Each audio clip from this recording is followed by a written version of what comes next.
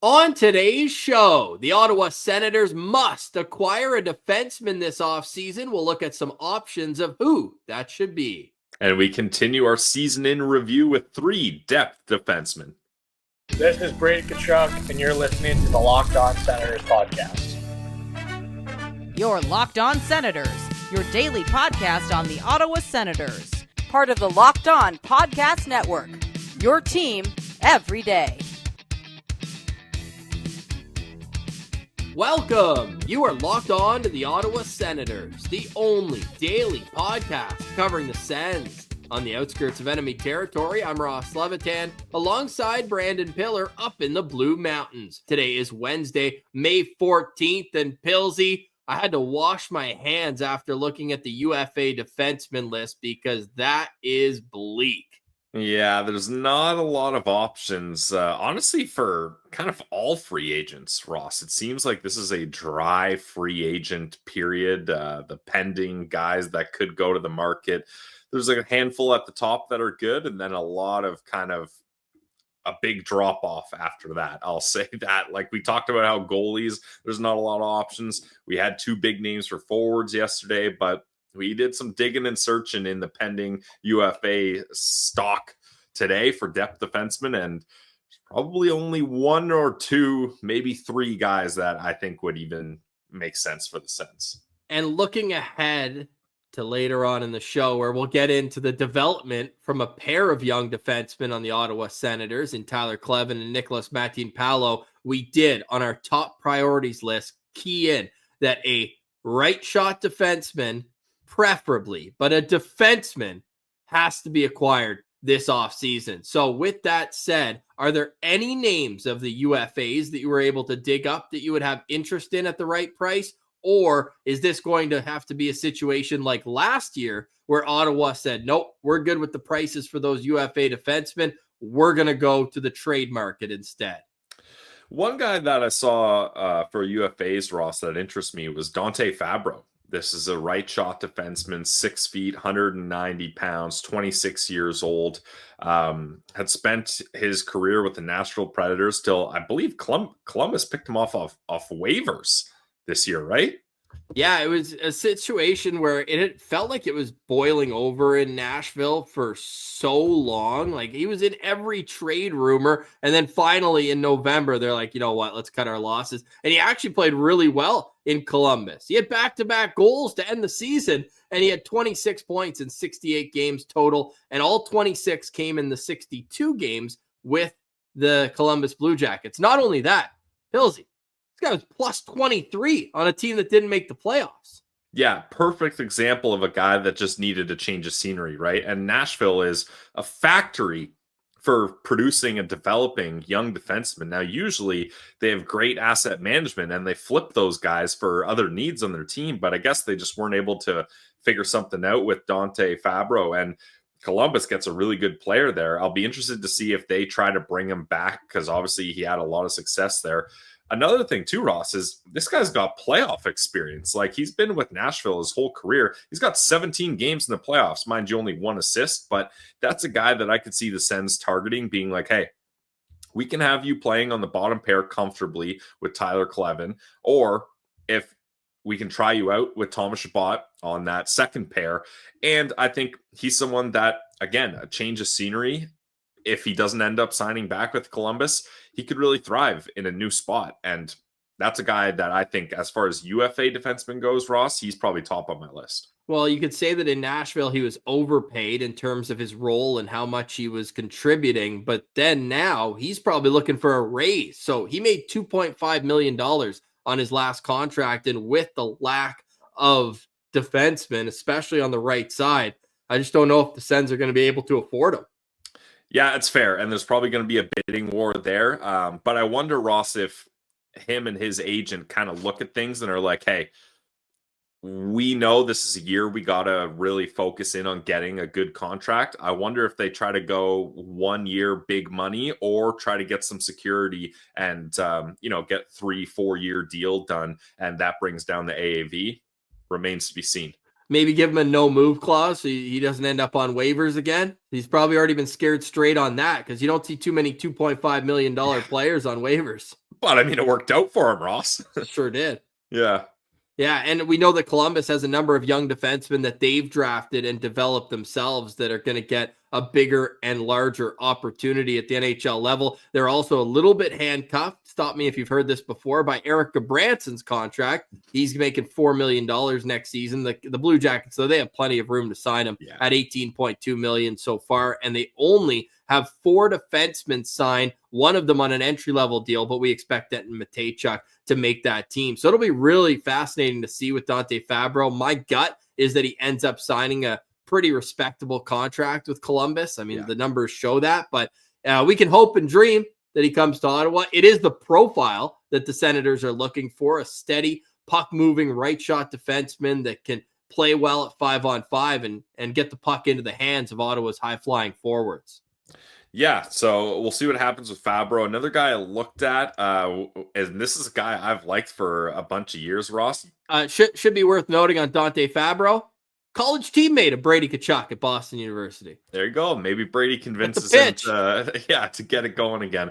Yanni Hakanpää, I know he's been hurt with the Leafs, and he hasn't had the greatest health the last couple of years, but that's a guy, Ross. Imagine Hakanpää on your third pair with Tyler Kleven. He's 6'7", 225 pounds, and he crushes guys. He leads the league or is among league leaders in hits when he's healthy. So that's a guy I think you could get cheap 1-year deal that if you wanted to bring a little bit more of a physical element than Matinpalo brings, you could get him in and out of the lineup. But again, that's not someone that I'm like stoked about and banging the table for, but that could be an option.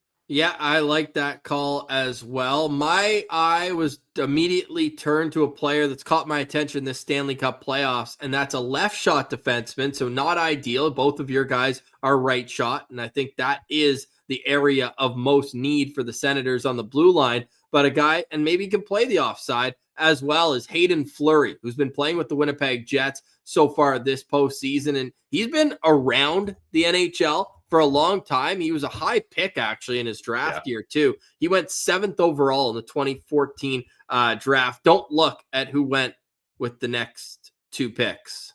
William Nylander and Nikolai Ehlers is the answer to that question. Little trivia, but Hayden Fleury played 39 games this regular season and was not great by any means, especially on a Jets team that had such a great goal differential. He's a -12, only 7 assists, but in the postseason, man, he's really taken his game to a whole other level. He filled in for Josh Morrissey in that Game 7 against the St. Louis Blues and played 33 minutes in that game and had 4 hits and just was dictating the pace every time he was on the ice. He has 2 assists so far this postseason as well. So he's a guy that I think you could get cheap and a guy who you could bring in as an extra layer of depth. And maybe if it doesn't work out in camp, he goes on waivers and you get him down. But that's kind of the bare bones that we're looking at here in terms of free agent options. But speaking of the Winnipeg Jets, they have 8 NHL defensemen signed for next season, if you include Dylan Sandberg, who's an RFA, but will no doubt re-sign and be there. One of those players signed is Colin Miller, right shot defenseman, bomb of a shot from the point. He's a veteran, 32 years old. He's been around the league, played in Vegas, Boston, among other stops during his career. I think he would be a guy as a right shot defenseman that you could potentially acquire in a trade, maybe give up a draft pick or a prospect and look at getting that right side a little bit more firmed up. Yeah, I think he's probably, Ross, the best realistic option because you look at the Winnipeg Jets, they have a lot of options on defense. Even if they don't bring back Hayden Fleury, they got Luke Shen in a trade, and he's got another year left on his deal. Like their right side is locked in with Neil Pionk, huge extension. Dylan DeMello signed for 3 more years, and Luke Shen. Like that's your right side. Yeah, and Luke Shen, I think, is at what, 2.25 or something? 7.5. 2.75, so a little bit more than Colin Miller. And I think Colin Miller would be a nice fit on this team. You know, a veteran guy that has also a bunch of playoff experience. Like, I think he kind of gets lost in the shuffle, but he's got 45 games of playoff experience. He's someone that paired on that bottom pair with Tyler Kleven gives you that nice yin and yang. Kleven, the physical shutdown guy, younger in his career. And then on the right side, you got Colin Miller, veteran, more offensive guy that can probably transition the puck up the ice better than Kleven. So that'd be a nice pairing. And then just one more year at $1.5 million. That's a great spot to be in. And I got to think, Ross, if need be, if there was an injury, he's a guy that you could move up in the lineup as well for a small sample size.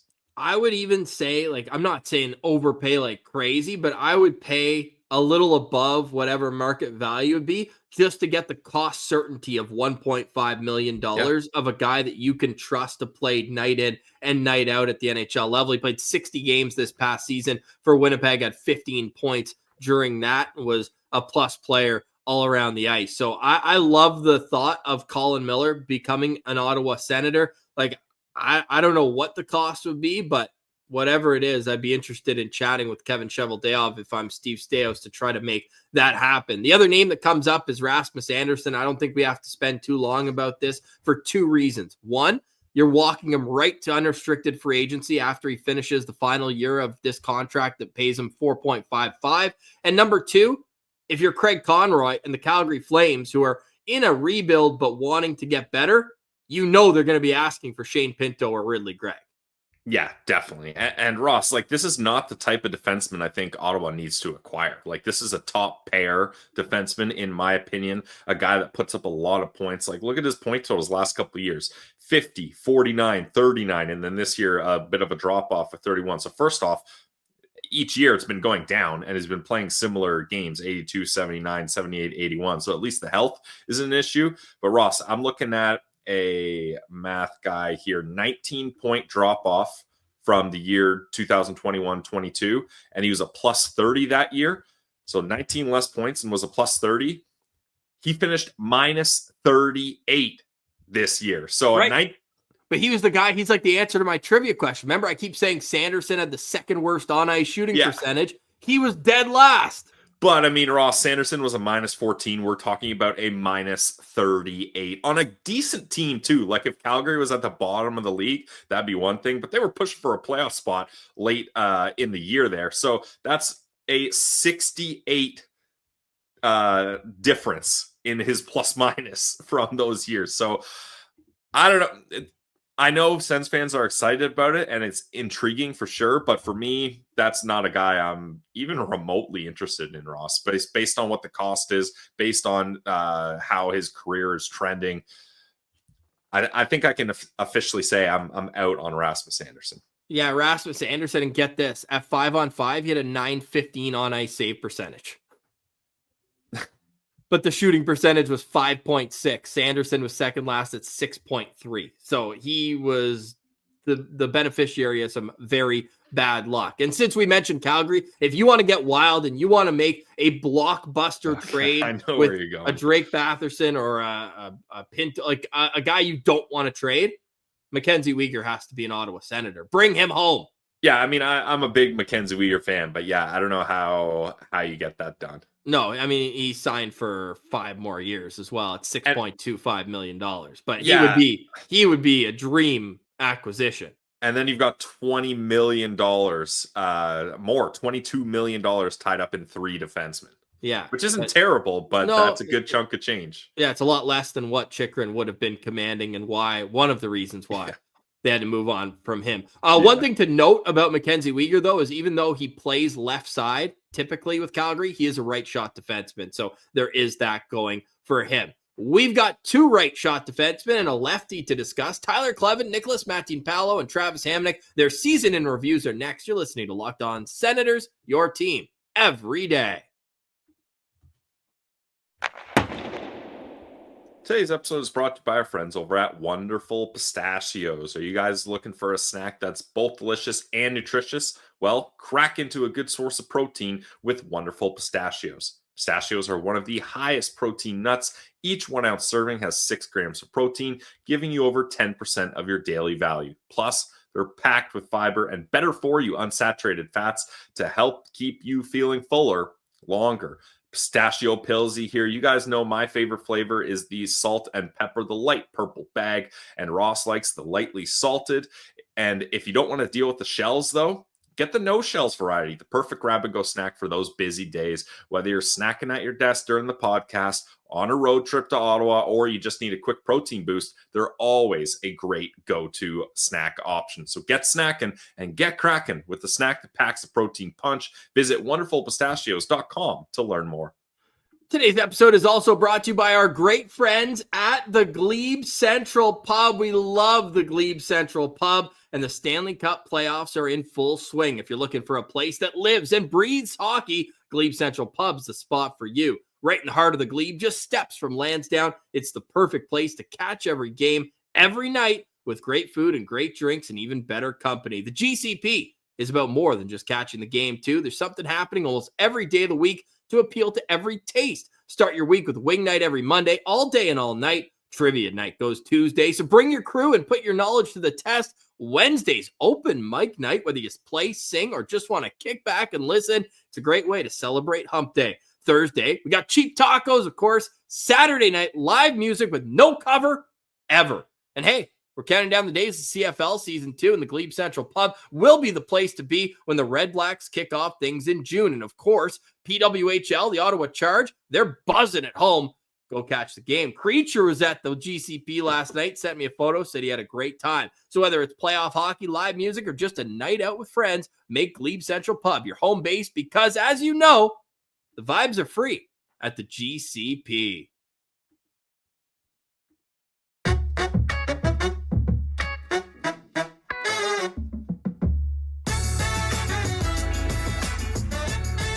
All right, Pillsy. So those are the options.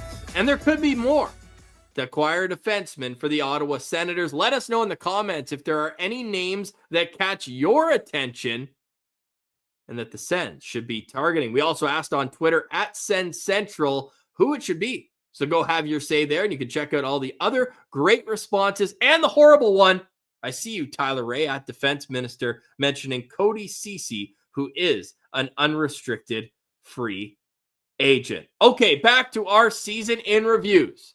Tyler Kleven established himself as a full-time National Hockey League player this past season. He played in just about every game, 79 out of 82 games. He had 4 goals, 6 assists for 10 points. He was a -11 and had 27 penalty minutes, that odd number coming courtesy of a fight where he probably bit off a bit more than he could chew against Adam Lowry. Pillsy, you were on the glass for that. What was your impression, not only of that, but his season as a whole? Tough go for Kleven on the fight against Lowry. I did not realize, Ross, how big Adam Lowry was till I saw him up close on the glass in that fight, and I was like, okay, he's a tough customer. So Tyler Kleven, you gotta learn your lessons there. That's a good one to remember for next time. But overall, Ross, great season for Tyler Kleven, in my opinion. 79 games played, 4 goals, 6 assists, 10 points. Dash 11 you don't love, but as a full year as a rookie defenseman, that'll happen. And things got a lot better when he was placed with a more appropriate defense partner in Matinpalo, a guy that they've had a lot of chemistry with going back to Belleville and play well together. And especially, Ross, I think Tyler Kleven really showed the type of player he can be in the playoffs. He got a lot of praise from the hockey world that wasn't really aware of him. He finished off a plus in the playoffs. He had 2 assists. So really, I think that's where he showed that he can be a guy that really is a force and play that type of physical playoff hockey. Yes, and he's only going to get better. Just turned 23 this past season during the year. So he is still on the upwards trajectory. And may I add, the physical element is really starting to come into his own. I expect him to be much more physical on a nightly basis this upcoming season, because he's a guy in the college level where he probably crossed the line a little bit based on what the rules stipulate at that level. A couple majors, then played just 1 year in Belleville where you're getting that pro every other night. You got the 3-and-3s on the weekend. It's just a lot to handle for a young defenseman.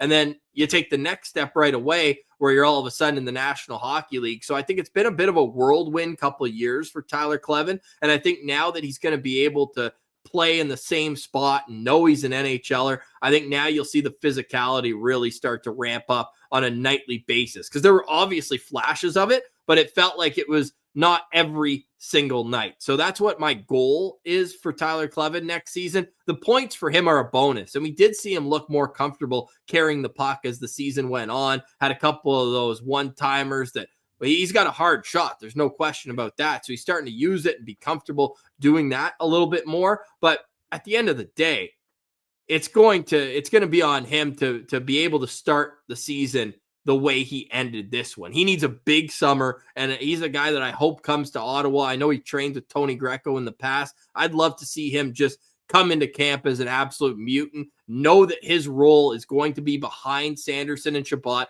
We don't need offense from you, pal. Just be that K train and just stand up at the blue line and make life a living hell on the offensive players in front of the net.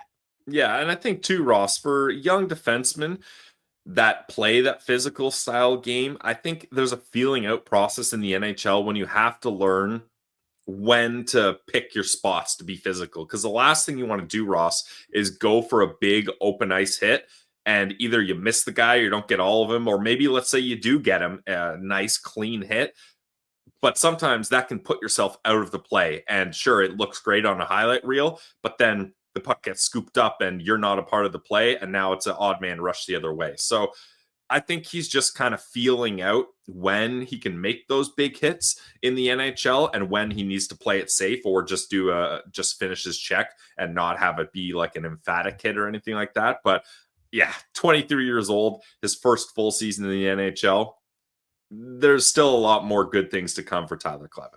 My moment for him is his first NHL goal. It was again in that San Jose game on the road where they got dominated in shots. He just stepped into a bomb from the point. And my favorite part is that it was right next to the bench. So they were so fired up for him, and he sallied like at the bench and everything. I just thought that was awesome. He's clearly a very valued teammate. And we already talked in length last week about what his next contract could look like for the Ottawa Senators. So you can go check that out wherever you get your podcasts. All right, Pilsy, on the other side, the right side, third pair spot, Nikolas Matinpalo and Travis Hamonic shared it for the most part this season. We'll break down their years that were and what we can expect from them going forward right here. You're listening to Locked On Senators, your team every day.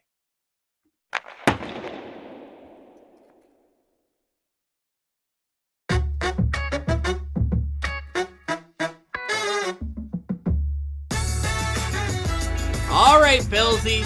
A reminder to everybody that you can get Locked On Senators wherever you get your podcasts. Just type in Locked On Senators, including on YouTube. We are free and available everywhere you get podcasts. Thank you to all the everydayers, the citizens, making us your first listen each and every day. We're not going anywhere. Monday through Friday, we got you new episodes leading up and through free agency. The NHL draft is coming up on June 27th in Los Angeles, and our draft profiles will begin in about a week and a half's time. Cannot wait to dive in to the world of prospects. But for now, let's dive in to the world of right shot defensemen for the Ottawa Senators, and starting with Nikolas Matinpalo, who came into his own after the Four Nations. What was your impression on Matinpalo's season for Ottawa?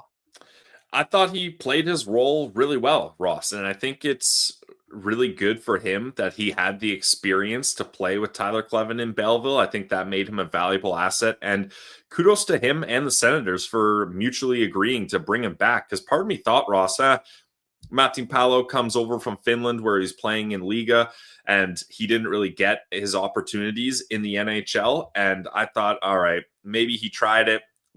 He did have 4 games, but maybe he tried it and was like, I'm just going to go back to Finland, back home. I got better opportunities there or what have you, but he stuck with it. The Sens believed in him, and he played 41 games this year with the Sens, 1 goal, 3 assists, and he ended up playing 24 games in Belleville. But I think once they realized that the pair of Kleven and Matinpalo could work in the NHL as well as the AHL, that's when he really got some staying power and some leverage to be there. And he's a guy that I think Travis Green ended up trusting, and he was able to play in the Four Nations tournament. Sure, he was a last-minute addition, kind of out of necessity. There wasn't really any more Finnish defensemen available once injuries happened, but hey, he got his opportunity, and he's also playing the World Championship right now. So this guy's taking advantage of any opportunity he's getting, Ross.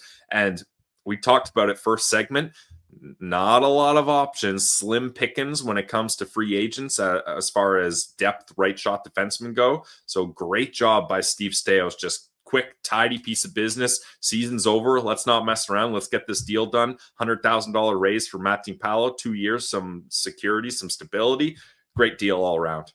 Yeah, and you mentioned it, 4 points, and he played half the season. So, math guy, that means 8 points. Yeah, let's bump that up to 8 points projected, Ross. Nice. Over 82 games. But what I'm getting at is that as his game progressed throughout the season, we started seeing him take more, I don't even want to say risk, but take more opportunities to carry the puck into the offensive zone. And even when he scored his goal, he was at the mouth of the net. He was just banging away in there. And he actually had 3 of those 4 points in the final 5 games of the regular season. Yep. So the offense really started to come alive for him. Him and Kleven as a pair, they had their struggles at times. There's no question about that. They actually finished the year with the lowest expected goals percentage on the Ottawa Senators among defensemen that played over 100 minutes together at 39%. But if you look in real goals, it was closer to even. They had 11 goals for and 14 against when they were on the ice. For your third pair, though, what I really like is that you've got 2 enormous human beings. You don't want shrubs, you want trees, as our friend Mark Method always says, and that's certainly what Ottawa has if it is Tyler Kleven and Nikolas Matinpalo at times, if not often, this upcoming season. So for me, the biggest takeaway from this season of Nikolas Matinpalo is that at the start, he played to survive, and then he played his game throughout the end of the year. And I would say even into the playoffs, maybe a bit lesser of an extent, but still was able to contribute in the ways that he does. So I'm happy they brought him back. I'm glad that it was a contract under $900,000. It leaves flexibility. I don't think that he was in line for a huge raise anyways, but it's almost like that extra year is the raise in itself in a way of getting that security. So Nikolas Matinpalo, I would say, established himself as an NHL player is a compliment in itself, but established himself as a guy the coach could trust throughout the 2024-25 season. We'll see what's next for Matinpalo as he enters training camp, his 3rd year now in North America. All right, Travis Hamonic is the final player on the back end we are going to cover. Travis Hamonic has played a lot of games for the Ottawa Senators, probably more than a lot of people thought when they acquired him from the Vancouver Canucks at the 2022 trade deadline. And funny enough, man, he actually played pretty well after coming over in that trade for a 3rd-round pick. At 3 points, was +5 on a bad team. And then the next year, his offense was still kind of there, had 21 points, which was the most he had in like 7 years. And it was like, okay, it was decent, but was it worth an extension? Pierre Dorion thought it was. He signed it. No move clause, $1.1 million per season. And this year he played in 59 games, had 1 goal, 6 assists, was a team worst -16, and had 19 penalty minutes. He's 34 years old. He's now an unrestricted free agent, or will be on July 1st. How do you summarize the season of Travis Hamonic? That's a difficult question, Ross. I don't really know how to summarize it, to be honest, because I think when we looked at him at the start of the year, we both kind of were like, okay, if he's a 7th defenseman that is a plug-and-play guy or has to take some spots when there's injuries, we don't love it, but that's what you got to deal with. He signed no move clause. There's not much you can really do there. I think 59 games is a little more than we wanted him to play. Now, mind you, Artem Zub was injured for quite a while. That's where Travis Hamonic got a lot of his games. But there was a trend earlier in the season and even kind of late in the season where despite the health, Travis Hamonic was in the lineup. Even Matinpalo was the guy getting healthy scratched. So that was not ideal for the Ottawa Senators, but obviously Travis Green had some trust in Hamonic that eventually faded away because Hamonic didn't play a single playoff game after the regular season.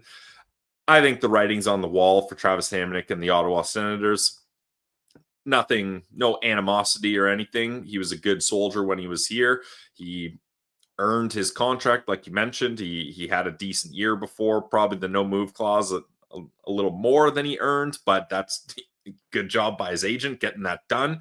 I think we see Travis Hamonic move on and probably is entering PTO or 1 year league minimum contract somewhere else. But all the best to Travis Hamonic. From what it seems, he seems like a great guy. Got that coveted 900 NHL games, Ross, and everybody talks about it. It just seems like he's a good teammate that guys like to have around. So best of luck to Travis Hamonic, as I assume he will not be back in Ottawa. Very well said. And Pilsy, I just want to point out he finished at exactly 900 games. So I think I might have been on to something that was on purpose once he got close. Ross, I give you full credit for that. Full credit to you. 900 points for me for that take. But look, go watch Travis Hamonic's end of season press conference. He's well thought out. He's very family oriented. He just seems like, salt of the earth, Manitoban. And just, I think that if he does end up retiring and wants to stick around as a guy who's, I don't know what kind of role you could get him, but just, it seems like he's a joy to be around. And vibes guy. Definitely, if you're Jake Sanderson or you listen to Jake Sanderson or Tyler Kleven talk about their relationship with Travis Hamonic, he certainly helped them as they navigated becoming full-time NHLers themselves. So the road's coming to an end in Ottawa for Travis Hamonic. I would be shocked if it doesn't, but he did provide value off the ice in the ways he did. That's the nice part we can say about Travis Hamonic. Now, if you're looking at the on-ice impact that Travis Hamonic had, let me tell you in these terms. Travis Hamonic played more than 110 minutes with all three of the Senators' left shot defensemen, Jake Sanderson, Thomas Chabot, and Tyler Kleven. With Kleven, they were on the ice for 3 goals, 4 and 11 against. That's 21% of the total goals. With Sanderson, 5 goals, 4, 16 against. That's 23% of the total goals. And with Thomas Chabot, it was 6 goals, 4, 8 against, 42%. And that was the third worst. So the 3 bottom pairs in 5-on-5 goals percentage, he was on all 3 of the worst. Yeah. Those are the stats. It's quite clear to seemingly everyone that watched him this year where he was at, and I think he was placed in positions that exceeded his abilities at this point in his career. Are you going to miss the beaver tap slap shot combination? No, probably not. Although it was laugh out loud funny. It was fun when you're up 2 or 3 goals in a game. Yeah, but like just winding up for that clap bomb and missing 5-6 feet wide almost every time was uncanny. And I think that my favorite part, now looking back, it wasn't in the moment, is when it was like Sanderson, Stützle, Tkachuk, and Giroux on the ice, and he is beaver tapping. Give me that puck. But hey, I'm the guy that can get it done. Ross, you love the passion. Passion, for sure. That's a signature move. Like same with Alfie coming in with speed and then stop up and scan. That classic play. Yep. For Travis Hamonic, it's the beaver tap one-timer, probably 20 feet wide, slap shot. Yeah. I really wanted him to get one. on a one-timer this year. Hey, he had that game against Montreal where he scored 2 goals. One of them was a slap shot that was, I believe, was going wide and it got deflected in or something. It did. So, and the other one was just a wrist shot off the rush. Yeah. That was a legacy game for Travis Hamonic. It's too bad they let that one slip away. I know, because I think he gave them the lead in the third period. Yeah, dude. And we were like, come on. It was only a goal and an assist, but still. Oh, I thought it was 2 goals. Oh, I think the assist was on the shot that was going wide. Yeah, a tip from Michael Amadio. There you go. Yeah. And then he put them up 3-2 in the third period, and then the Habs scored 4 in a row. 2 empty netters, but not great. Nope. But yeah, by all accounts, great dude. Wish him all the best. Travis Hamonic. Where do you think Travis Hamonic ranks all-time Senators defenseman games played? Oh no. I gotta say top 20. Oh, easily top 20. Top 20, dude? Zub's 9th. No, I was trying to base it off that. No, you're actually wrong. Not top 20? Close. 24th. Okay, well, yeah, there we go. Guess who he's right next to in games played? This era. Oh, this era. They have a lot in common. Zaitsev? Yeah. Nikita Zaitsev played 203 games for Ottawa. Travis Hamonic finishes his Sens career. 201 games played, 37 points, minus 26, averaging 17 minutes and 17 seconds per game. I just realized this segment's going to be very awkward if he resigns. Yeah, I didn't know what to say there. Yes, it will be. Hey, we'll see what happens. Billsy, any final thoughts on today's show? No final thoughts for me today, Ross. I don't have anything loaded in the bank. You always surprise me with that question. I got one for you. One day Shout I'll out to prepared. the city of Ottawa, because the pop at, I almost call it the Civic Center, TD Place Arena, when the Ottawa Charge scored last night, they shut out the PWHL Montreal 1-0. Huge shutout. Hashtag goalie friendly show for Gwyneth Phillips. Mm-hmm. That pop was unreal. And Linus Ullmark was in the crowd. Ian Mendez was there. Pretty much all of Sens Twitter was there. And it was great to see Ottawa celebrating a playoff win, the first playoff win in PWHL Ottawa history. And did I see, Ross, that home playoff win? That the crowd was chanting, "You picked us," because they picked their opponents, right? That's what the PWHL did a couple really fun rule changes from standard hockey or the NHL, and that's one of them that I love. You got to find ways to have those digs, and good job on the crowd to clue in on that. Yeah, so they can move on if they win their next game. They'll have 2 opportunities to do so. The next one is going to be at home, and then if it doesn't go their way, then they'll have a chance on Sunday in Montreal. But the next game is Friday. If you're heading down to the game, go to GLEBE Central Pub on the way. It's the perfect place to get all locked and loaded. That's rocked and loaded. Nice. I like that. But yeah, shout out to the PWHL Ottawa Charge for getting the city alive and well on a Tuesday night. For today, we say goodbye. Thank you so much for liking, watching, listening, and engaging with the show. You have thoughts on it? Leave a comment below on YouTube. If you like the show, hit the thumbs up while you're here. Please like and subscribe everywhere you get podcasts. The Apple reviews, the Spotify reviews, 5 stars goes a long way to helping the show grow. For Brandon Piller, I'm Ross Levitan. This has been another edition of the Locked On Senators podcast, your team every day.